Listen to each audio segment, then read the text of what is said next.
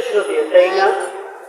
দেখেন, এই যত মানব, যত ধরনের আল্লাহ তাআলা প্রাণী কুল সৃষ্টি করেছেন, তার মধ্যে সবচেয়ে মহাব্বত ভালোবেসে কিন্তু মহান রব্বুল আলামিন আপনাকে আমাকে সৃষ্টি করেছেন।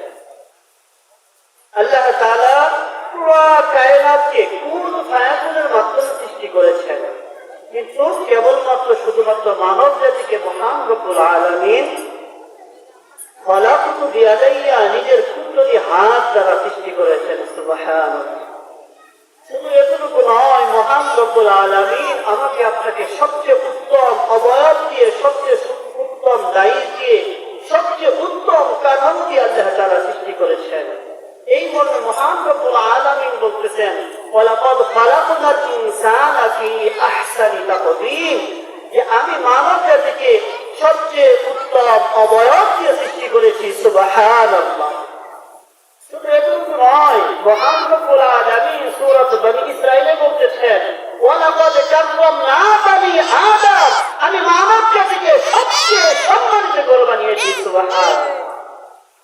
তাহলে মহান রব্বুল আলামিন সবচেয়ে মহব্বত করে ভালোবেসে কাকে সৃষ্টি করেছেন? আপনাকে, আমাকে, আমাদেরকে। সবচেয়ে সুন্দর আকৃতি দিয়ে কাকে সৃষ্টি করেছেন? আমি মানব জাতিকে, আমাদেরকে, তাই না?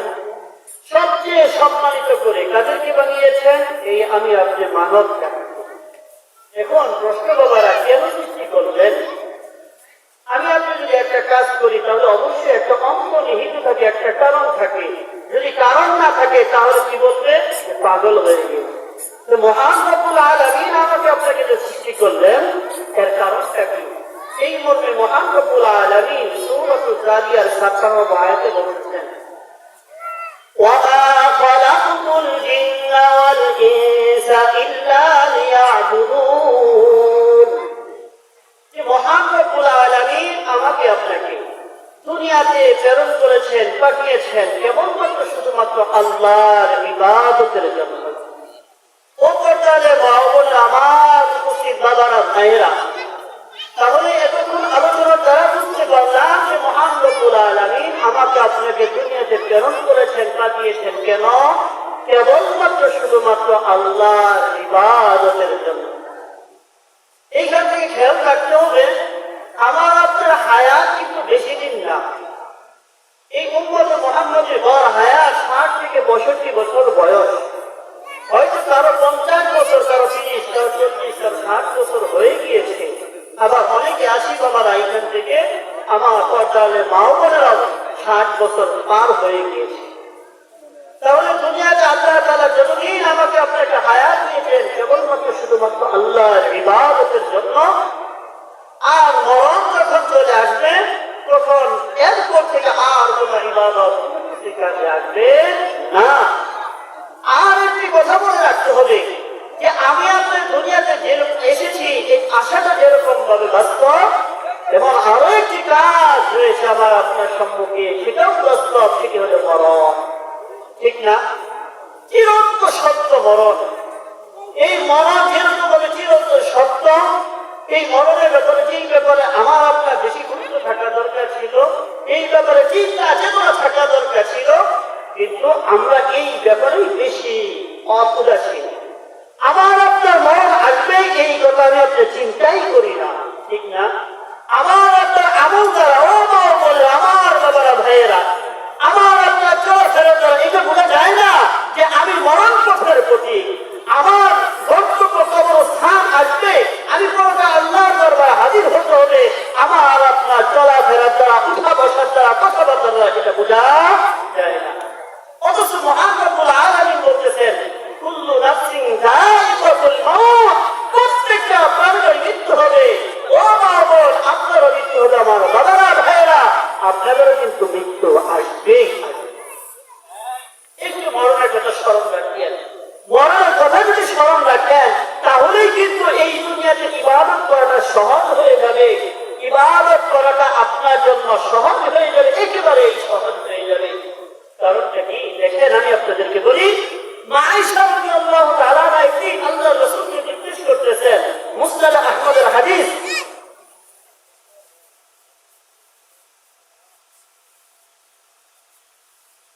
মুসনাদ আহমদ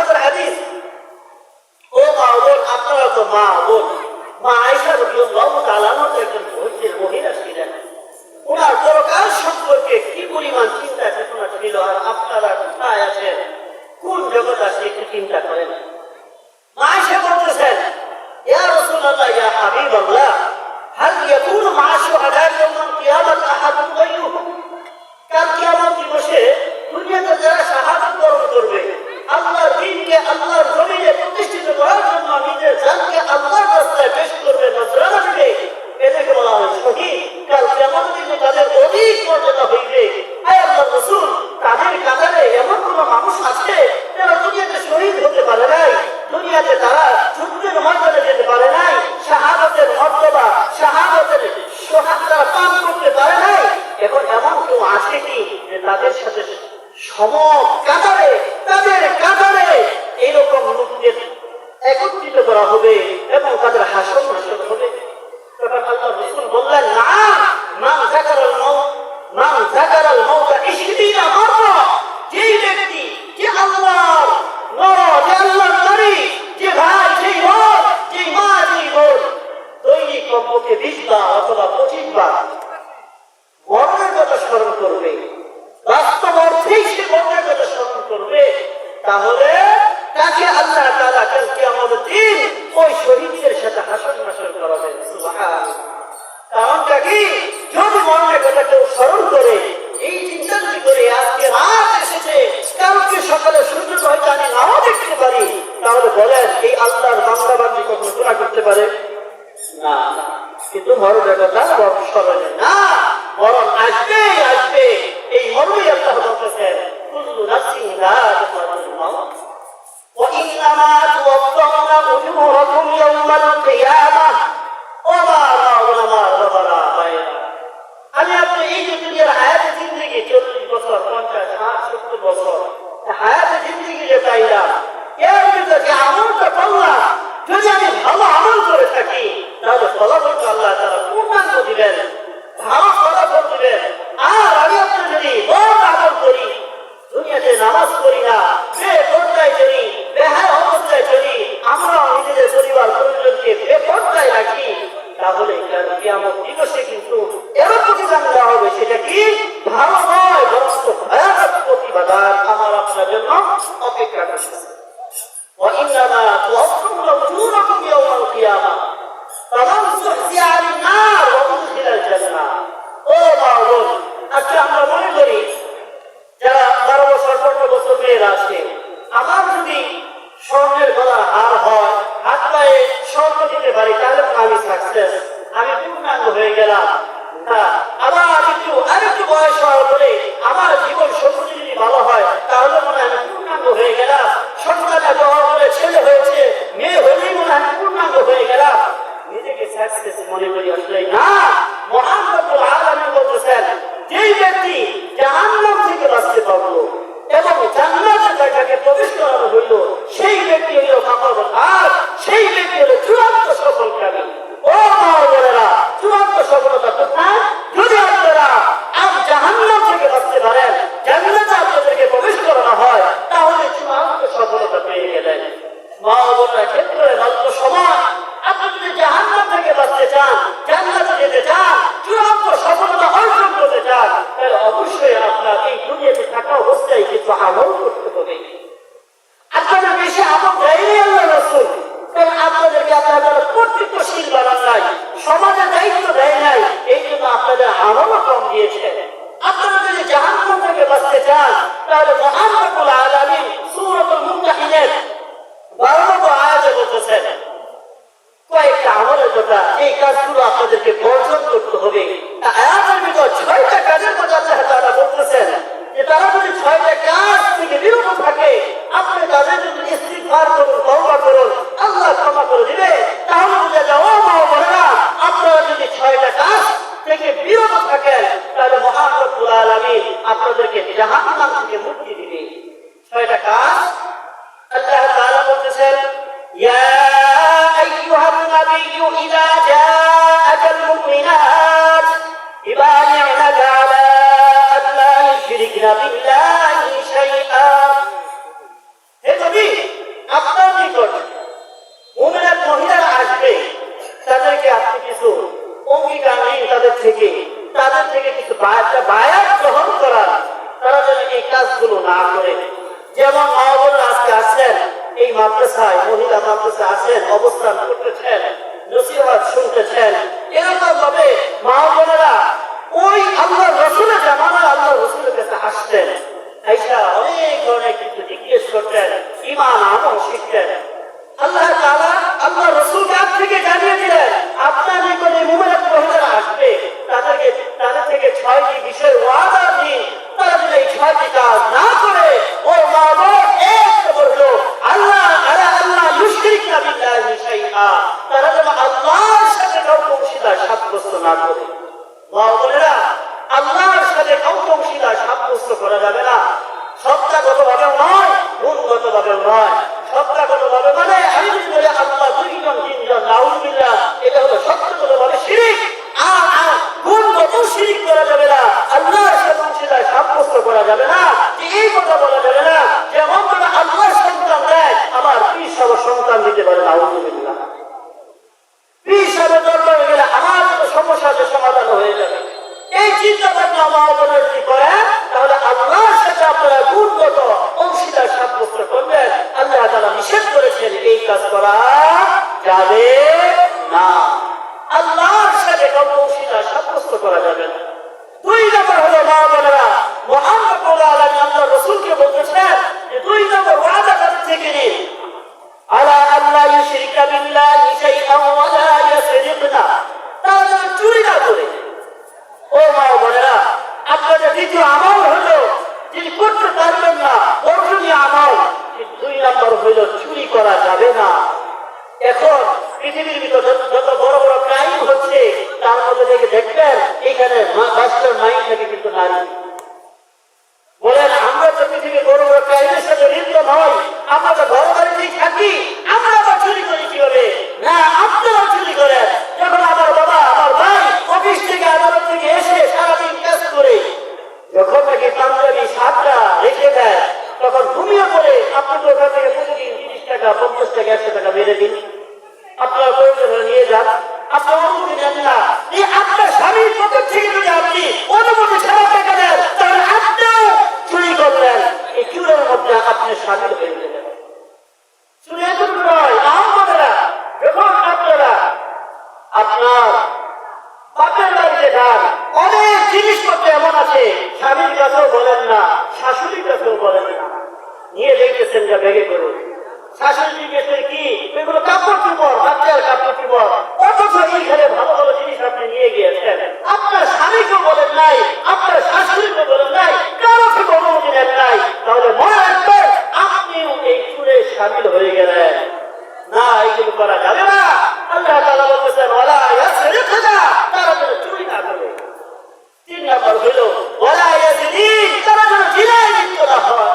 ও মা বোনেরা, আজকে দেখা যায় পাড়ায় মহল্লা এরকম সংবাদ আসে, পরকীয়া সংবাদ আসে, জিনায় লিপ্ত হয়ে যায়। ও মা বোন, আপনি যদি জাহান্নাম থেকে বাঁচতে চান, তাহলে অবশ্যই জিনা থেকে বাঁচতে হবে, এবং জিনার থেকে যেই সমস্ত কাজ স্থাপিত করে বেপরদায় চলা, পরপুরুষের সাথে কথা বলা, মোবাইলে চ্যাটিং করা, হোয়াটসঅ্যাপে চ্যাটিং করা, ফেসবুকে চ্যাটিং করা, এই সমস্ত কাজ থেকে বিরত থাকতে হবে। কারণ আপনি তো জান্নাতে যাবেন, জাহান্নাম থেকে বাঁচবেন, তাহলে অবশ্যই আপনাকে জিনার কাজ থেকে বিরত থাকতে হবে, জিনা থেকে বিরত থাকতে হবে। ওয়ালা ইয়াজনিন।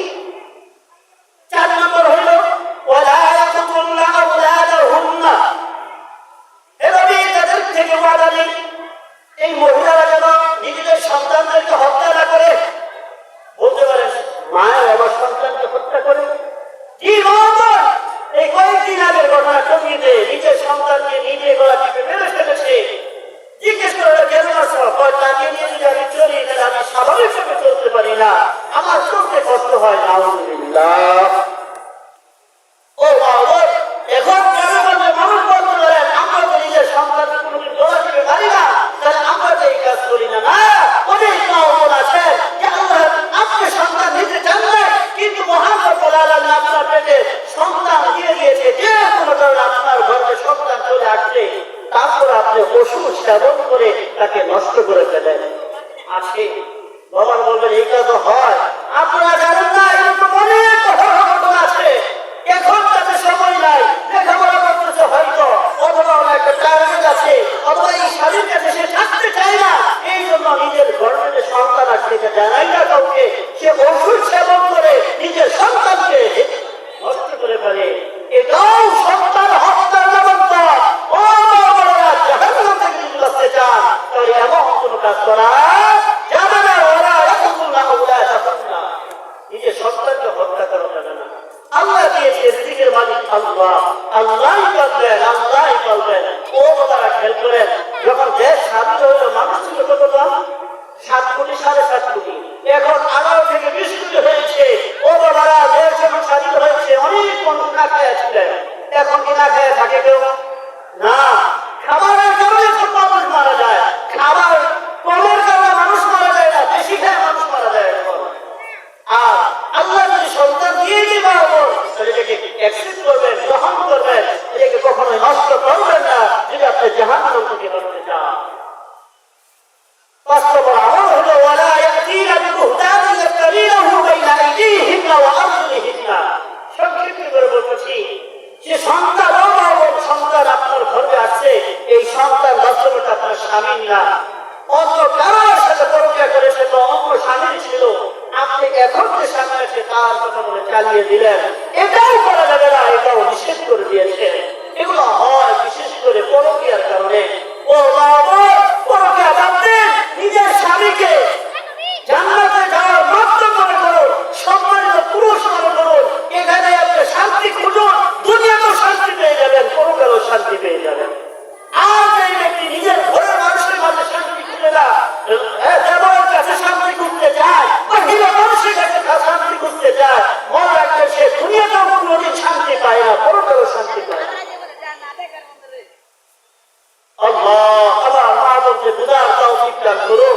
পরকিয়া লিপ্ত হওয়া যাবে না এবং অন্যের সন্তান নিজের স্বামী সন্তান হিসেবে চালিয়ে দেওয়া যাবে না। ওয়ালা ইয়াসিনাকা ফি মা'রুফ, আল্লাহ তাআলা বলতেছেন, হে নবী, তাদের থেকে 6 নম্বর ওয়াদা নিন। আপনি যে পথ দেখিয়েছেন, আপনি যে রাস্তা দেখিয়েছেন, আপনি যে ভালো কাজের কথা বলে থাকেন, তারা যেন তার বিরোধিতা না করে, তারা যেন সেগুলো মানে। আল্লাহ রাসূল যেভাবে চলতে বলেছেন, যে বিধানগুলো আমাদেরকে দিয়েছেন, চলা ফেরা উঠা বসা কথা সব সময় আল্লাহ রাসূলের কথা স্মরণ করে সুন্নাত অনুযায়ী জীবন যাপন করা, যদি না করি এর বিরোধিতা করা যাবে না। এই হইল 6টা আমল। মাওলানা, এই 6টা আমল থেকে যদি আপনি বিরত থাকেন তাহলে মহান রব্বুল আলামিন বলতেছেন, আস্তাগফির লাহুল্লাহ, হে নবী, আপনি এই মহিলাদের জন্য, এই নারীদের জন্য, এই মুমিনাত মহিলাদের জন্য আপনি ইস্তিগফার করুন। সুবহানাল্লাহ, ইন্নাল্লাহা গফুরুর রহিম, আল্লাহ ক্ষমাশীল। এই আলোচনা শুধু সাহাবিয়াদের জন্য নির্দেশ ছিল না, ওই আল্লাহ রাসূলের জামানার মহিলাদের জন্যই নির্দেশ ছিল না। এখনো যদি আপনি এই 6টা কাজ থেকে বিরত থাকেন তাহলে মহান রব্বুল আলামিন ক্ষমাশীল, আপনাকে ক্ষমা করে দিবেন, জাহান্নাম থেকে মুক্তি দিবেন। ও বাবা, আর যদি জান্নাতে যেতে চান তাহলে কয়েকটা আমল করতে হবে। মুস্তালাহ হাদিস রাসূল করিম সাল্লাল্লাহু আলাইহি ওয়াসাল্লাম বলেছেন, المرأة إذا صلت خمسها وصامت شهرها وأحسنت فرجها وأطاعت بعلها قيل لها ادخلي من أي أبواب الجنة شئت। চূড়ান্ত সফলতা হলো জাহান্নাম থেকে বেঁচে জান্নাতে প্রবেশ করা, তাই না? তাহলে জান্নাতে যাওয়ার জন্য আপনাদেরকে অল্প কিছু আমল রাসূল করিম সাল্লাল্লাহু আলাইহি ওয়াসাল্লাম বলে দিয়েছেন। জান্নাতে যাওয়ার জন্য মাত্র 4টা আমলের কথা আল্লাহ রাসূল এই হাদিসের ভিতর বলেছেন। 1 নম্বর, আল-মারআতু ইযা সাল্লাত খামসাহা, যখন তারা 5 ওয়াক্ত নামাজ আদায় করবে। মা-বোন, আপনি যদি জান্নাতে যেতে চান তাহলে অবশ্যই আপনার জীবনে নামাজ থাকতে হবে। কোন আশায়, কোন ভরসায় পড়ে রইলেন? স্বামীর খেদমত করতে গিয়ে, স্বামীর সংসার দেখতে গিয়ে, সন্তান দেখতে গিয়ে আপনি নামাজ ছেড়ে দিলেন। না, এটা কখনোই হতে পারে না, এটা আল্লাহ মেনে নেবেন না। আপনি সন্তানের খেদমত করবেন, স্বামীর খেদমত করবেন, ঠিক আছে, কিন্তু আপনার 5 ওয়াক্ত নামাজ আদায় করতে হবে। আল-মারআতু ইযা সাল্লাত খামসাহা। 2 নম্বর হলো সাওমা শাহরা, রমজানের রোজা রাখা। রমজানের রোজা অনেকের বেঁচে গিয়েছে মা ও বোনেরা, ভাঙা গোলা রোজাগুলো এখন শীতের দিন আপনি রেখে গেলাম। তাহলে আপনার 2 নম্বর আমল আদায় হয়ে যাবে। 3 নম্বর আহসানা ফারজাহা, নিজের সতীত্বকে রক্ষা করা। ও বোন, আপনি সতীত্ব রক্ষা করেন, আপনি পর্দায় থাকেন, আপনি লজ্জাশীল অবস্থায় থাকেন, কারণ আওয়াজ শব্দের ভিতর রয়েছে গোপন, কারণ আপনার হবে পাওয়ারফুল, আপনার মেশিনের মূল জিনিস। আপনি ভালো হবেন, তাহলে আপনার সন্তান ভালো হবে, আপনি ভালো হয়ে যাবেন, আপনার সমাজ ভালো হয়ে যাবে, আপনি ভালো হয়ে যাবেন, আপনার জাতি ভালো হয়ে যাবে। আপনাকে পর্দায় রাখতে বলছেন কেন? তার কারণটা হইল আপনি হলেন মূল, আপনার থেকে গোডাউন থেকে জিনিস আছে। নিজের সতীত্বকে রক্ষা করা। 4 নম্বর স্বামীর আনুগত্য করা। স্বামীকে কখনোই আসামি বানিয়েন না, বরঞ্চ স্বামীকে সম্মানের পাত্র মনে করবেন। কারণ আল্লাহ রাসূল বলেছেন, কোন আল্লাহর বান্দা বান্দি, কোন আল্লাহর বান্দি এমন করতে মারা গেল যে তার স্বামী তার প্রতি খুশি রাজি, আল্লাহ তাআলা আল্লাহ রাসূল সেই জান্নাত। তাহলে জান্নাতে যেতে হলে অবশ্যই স্বামীকে খুশি করতে হবে, অবশ্যই স্বামীকে খুশি করতে হবে। আল্লাহ তাআলা আমাদের মা বোনদেরকে যে আমলগুলো করলাম, 6টা বর্জনীয় আমল, 4টি কবুলীয় আমল, এগুলো করে জান্নাতমুখী হওয়ার তৌফিক দান করুন এবং চূড়ান্ত সফলতা অর্জন করার তৌফিক দান করুন। ওয়া মা আলাইনা ইল্লাল বালাগ। আসসালামু আলাইকুম ওয়া রাহমাতুল্লাহি ওয়া বারাকাতুহু।